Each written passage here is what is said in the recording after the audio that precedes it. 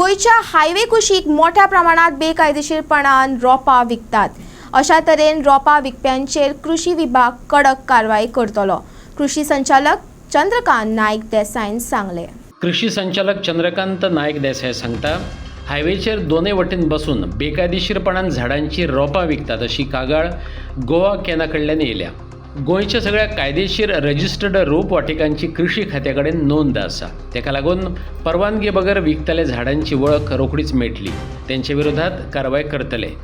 चंद्रकांत नायक देसाईन सांगले. गोवा कॅन म्हणून एक NGO आसा, तांणी आमकां रिप्रेझेंटेशन दिल्लें की चडश्यो नर्सरी इलिगल चलता म्हणून गोंयांत. त्या अनुसार आमी एक आदेश काडला, एक ऑर्डर काडला की सगळे आमी तालुका ऑफिसर, आमगे झोनल एग्रीकल्चर ऑफिसर आसा, तांकां स्ट्रिक्टली सांगला की ज्यो इलिगल नर्सरी आसा त्यो बंद करा. तुमच्याकडे डेटाबेस कितलो आसता ते?